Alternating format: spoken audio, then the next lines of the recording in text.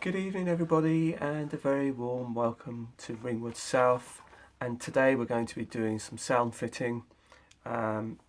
Basically this very evening I've literally just received a parcel from Kevin from DCC Coastal with his sound chip, and that is the same sound chip that you heard on Glorious if you watched the live stream the other evening. And today we're going to be fitting it into Thunderer 50008.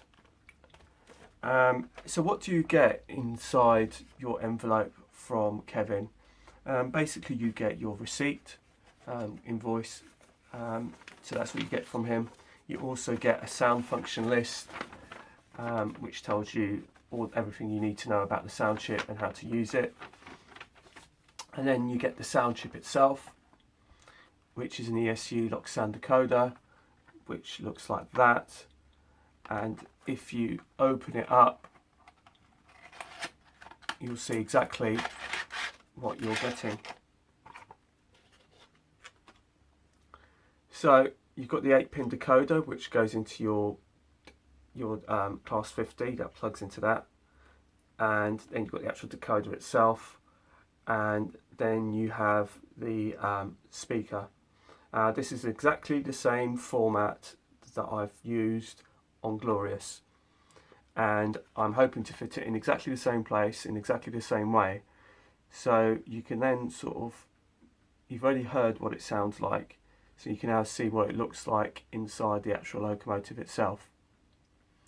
So before we start with any sound fitting at all, we always start with the basics. Well, I always do anyway. This is, like I said, this is just how I do it, not necessarily how everybody else does it. But for the minute, I'm just going to put the sound decoder away because we won't be needing it. So here we are at my test track, and the first thing I like to do before I do any sound fitting or any modifications of any kind is to put my loco on the test track. And my subject loco in this case is Thunderer 50008. Now this is my test piece of track, which many of you have seen before, and it has this quick release system attached to it, and basically it's like a plug and play thing. And currently at the moment I have my Gauge Master Walkabout controller. I also do have to hand my Hornby Elite, and like I said, it's got the plug and play quick release system on it. So once I've done what I've had to do, depending on the locomotive, whether I use the analog or a DCC one, depending if it's DCC fitted, I can do testings just using the quick release plugs, and it's very quick and easy just to swap them in and out. So what I like to do first is get my test subject, in this case 50008 Thunderer, tested on analog first. And what it is, it's all about fault finding and making sure that there's nothing wrong with it to begin with. Because once you establish that there's nothing wrong with the loco to begin with, and everything's working fine, and you're happy that everything's working fine with it, when you go to put in your DCC decoder or sound decoder in this case, if there are any issues, you've already got a base to work from. And what I mean by that is you already know that there was no problems with the loco before you started, then it must be something to do with the decoder. And hopefully, touch wood, there isn't going to be anything wrong with the decoder. But I do this nonetheless just to test the locos first. And we're just testing to make sure that they run freely. We're testing to make sure the lights are working, and making sure that it's just generally that you're happy with it before you even take the body off. So that's what we're going to do. So I'm just going to run her, make sure the lights are working. Oh, there she goes.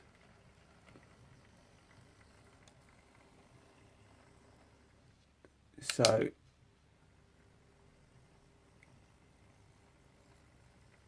I'm happy that she's running backwards and forwards,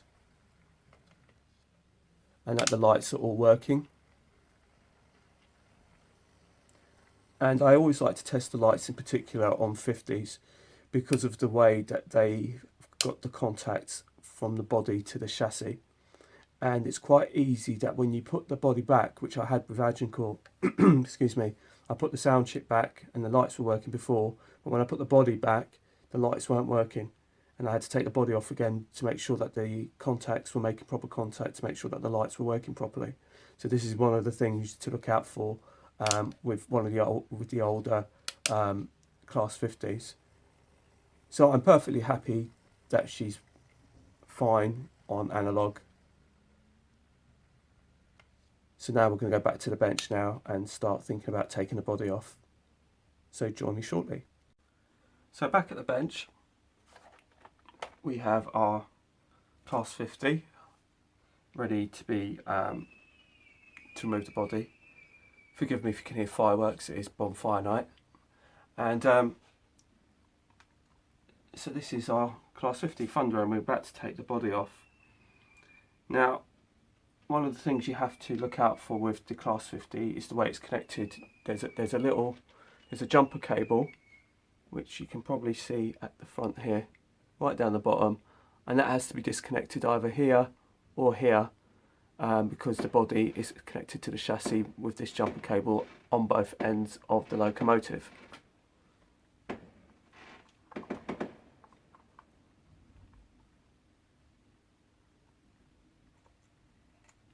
So that's one.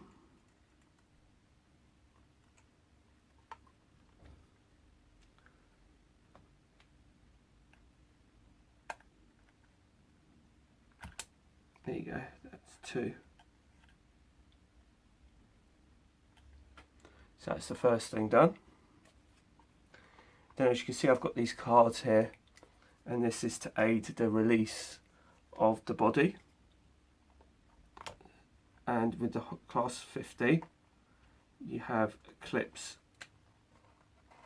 in the middle. There's 4 of them.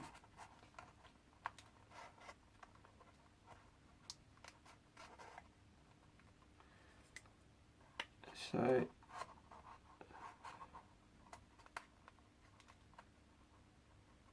you just try and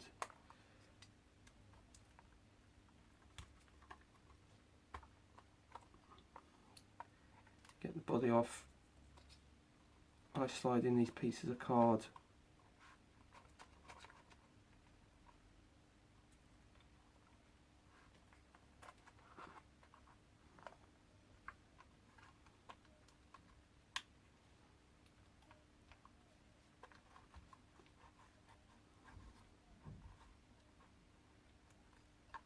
Underneath, as they say.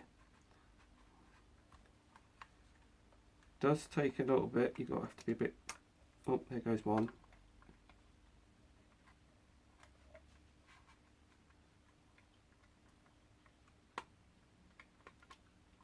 Right, that's the other side gone as well. So now it's just carefully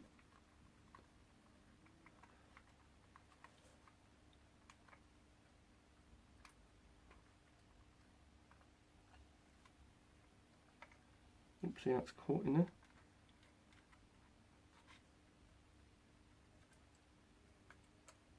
It's a very tricky job, this. But oh, there she goes. So up she goes.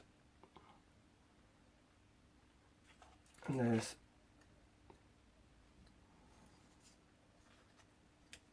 there you have it.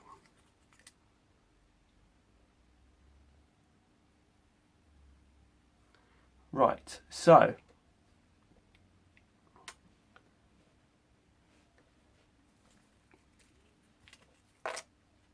here you go.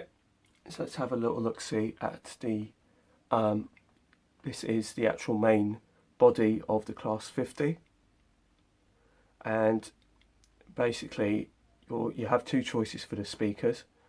You can either remove the fan end and remove this fan and the box here, and basically disconnect the fan and remove that, or what we will do in this case is we'll do like we did with Glorious and put that chip in here. Sorry, put the speaker in here, I should say. So that's going to be our next sort of job that we're going to do.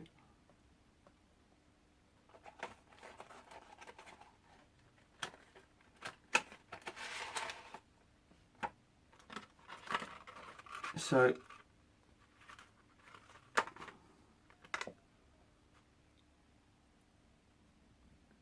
just going to carefully remove the pin, the blanking plug that is.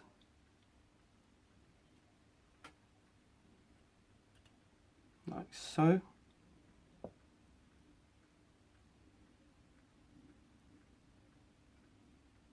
And the number 1 pin should be down this end. So let's just quickly double check.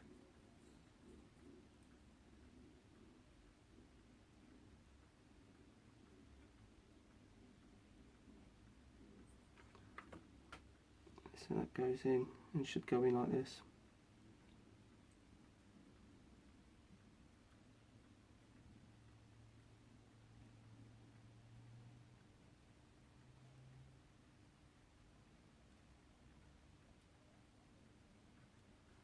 Right, so now that is in, and that's with the standard speaker. So the next thing I need to do is to test it to make sure everything's okay. So I'm not going to bother with any kind of securing anything or anything like that. I'm just literally plugged it in, just going to rest it on the top, put it back on the test track and see and make sure that the decoder is perfectly fine and it's working correctly. So join me back at the test track. So welcome back to this next clip. Now since the last clip you saw, it's probably been about an hour. Unfortunately, Thunderer developed a fault and I've been trying to work out what the problem is. And what's happened is that the chassis of Thunderer wasn't responding to the chip at all, and I'm not quite sure why. And I wasn't sure whether it was the chip or whether it was the actual chassis.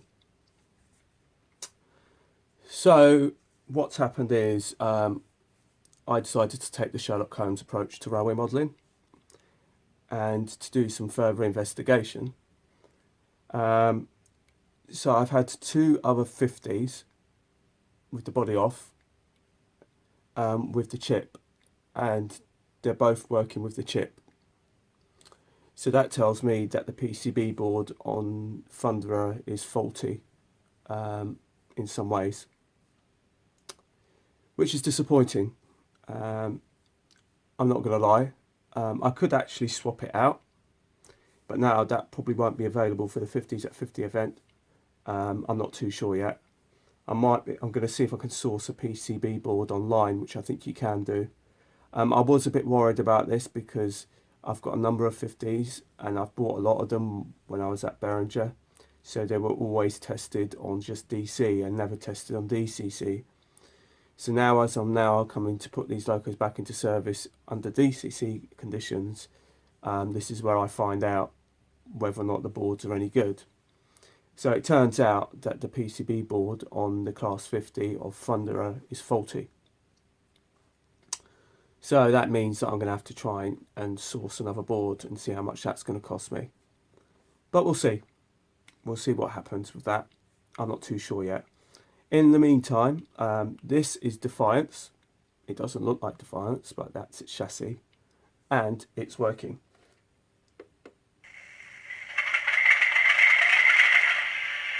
As you can hear. So, I'm very pleased. I did half expect that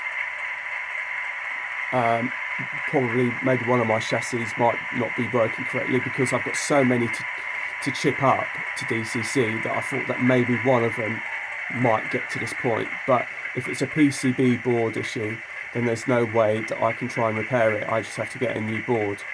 So we'll have to see. Either that or get a second-hand 50 or buy a brand new chassis or something like that, and then just swap the body over. So we'll see. And maybe I could sell the, if I buy brand new chassis and then sell the other chassis as spares of repair, then I might be able to get some money back for it. So we'll see. In the meantime, we'll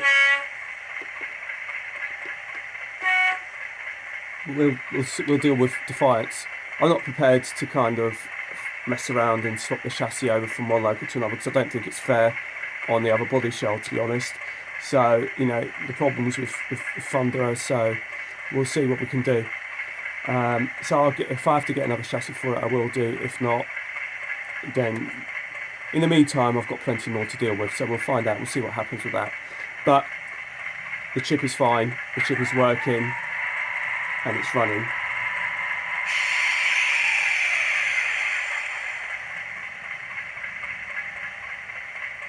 Oops, it's going the other way. So yeah, I'm happy enough for now. So we'll get over the disappointment and we'll carry on putting this body back together.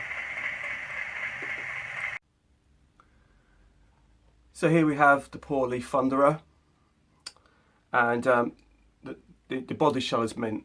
So the worst case scenario for me is I'll buy a new chassis for it and basically use the old chassis as spares or something like that. That could well be the case. That might not be such a bad idea, to be honest, with the way things are. So yeah, that's what we might very well do. But we're going to put that to one side, and we're going to carry on working on Defiance.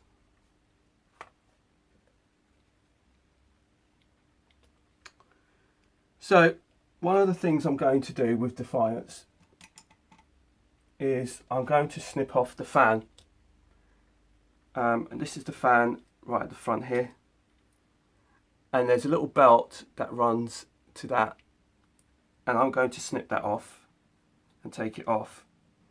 The reason is it's one of those gimmicks that Hornby put on to have a rotating fan,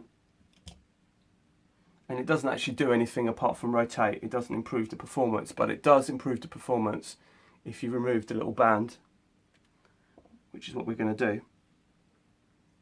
So that's the first thing. The next thing I want to do is I'm just going to get rid of a few bits and pieces. Is I'm going to get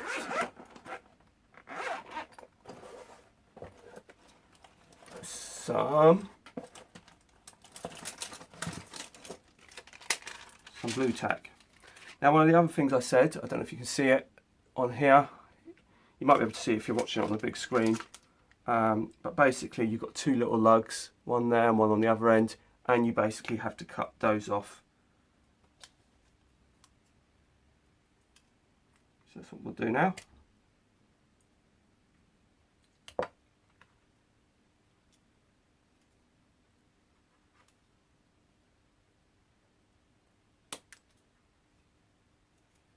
Right, because those two little lugs will prevent it from going into this space on the end here.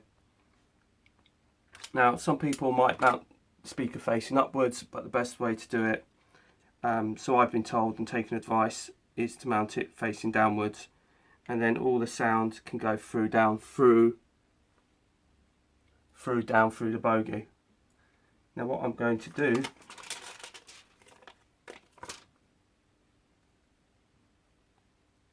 is we're going to seal it.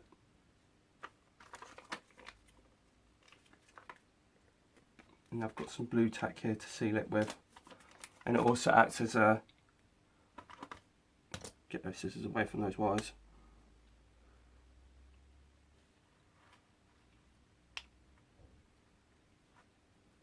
It also acts as glue and support as well as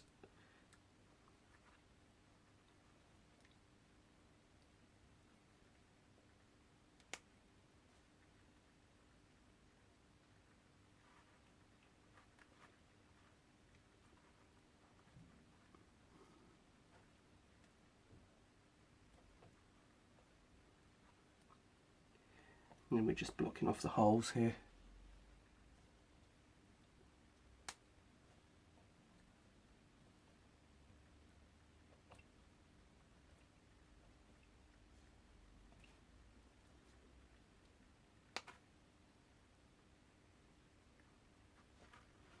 We want as much of the speaker to be sealed and enclosed as possible. As you can probably see, look, you can see a line of blue tack there.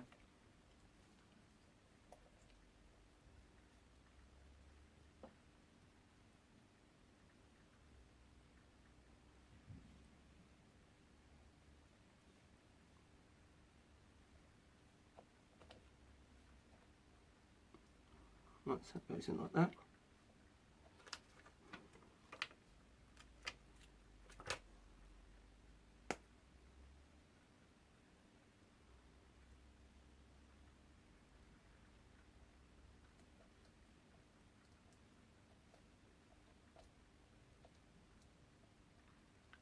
Like I said, that will secure it in there as well.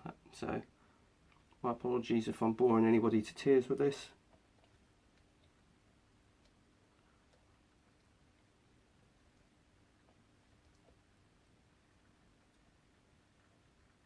Right, so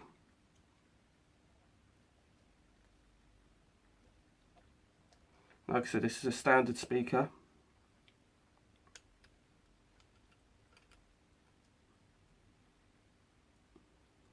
And one of the nice things that Hornby have done, and they only did it on their older stuff, for some reason they've stopped doing it now.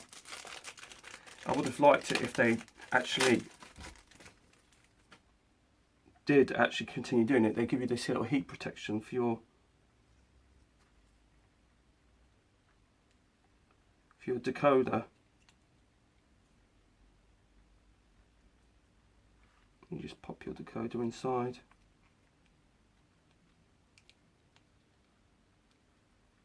Let's see how that's going to go. And that will probably go like that. It's all a bit fiddly, but you get there in the end. And that will go like that. So what I need is a bit of tape. So I'll be right back. So as you can see, she's now taped up just to secure her in place, and we're just going to give her another test.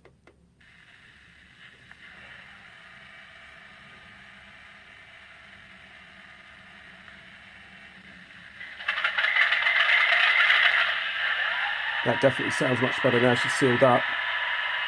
I just wanted to check to make sure she was okay before putting the body back on, and then hopefully she'll be fine. So we'll shut her down, get the body back on, and hopefully the lights and everything will be working. So we'll test that out, but we can't actually test the lights on here because of the contacts. So we can only test the lights once the body's back on. So join me shortly. So just to give you a bit of a close-up overview, I don't know if you can see this, but there are some, let me see which way around we're going to do this, if we can. I don't think you can actually. You might be able to see it here, but there are some prongs that stick out along here. Just here on your chassis of your class 50 on the older ones, and they make contact with the contacts on the prongs on the bottom of the body, which you might be able to see two contacts there, and that's what makes your arc lights work or not work. If they're not working or they work intermittently, it could be a case that you might need to spring the contacts. I'm just trying to see if I can get it in here on shot. You might see if you can get the contacts sprung out a bit more and cleaned up, and for a better contact, and that will hopefully make sure that your class 50 has its marker lights working in full working order. So let's put you back down.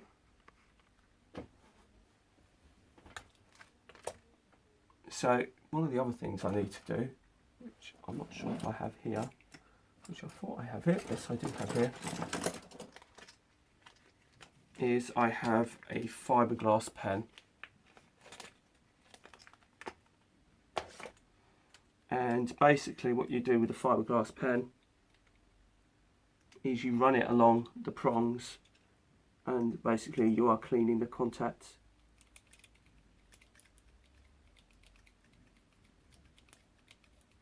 You just run it along and clean the contacts.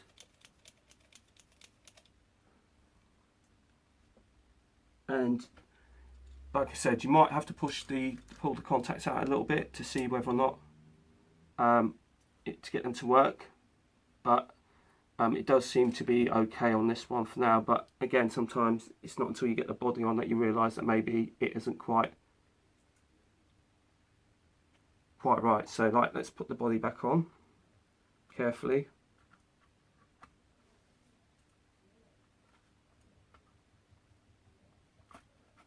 Right, so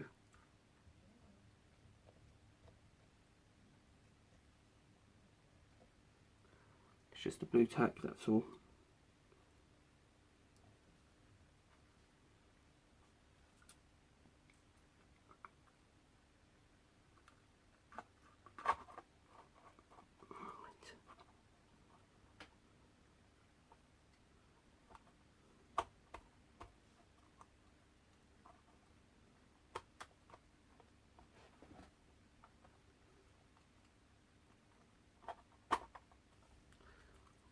So careful putting these louvers on,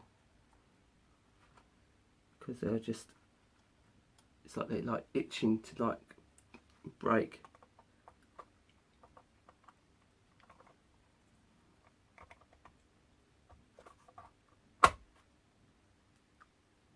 Right, we've clicked in. Moment of truth time. Back to the test track we go.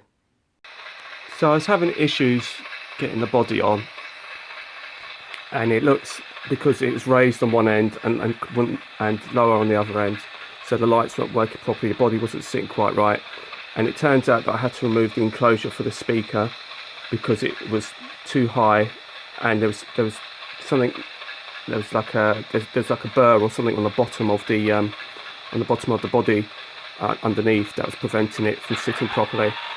So what I've done is I've now just taped this up, secured the decoder, and I've sealed the actual speaker, so it's actually got a sort of like a homemade kind of enclosure, if you like, just blue tack, just to seal it all in, and it sounds really, really good. So I'm going to shut it down, put the body on, and then we'll come back and see if that's worked.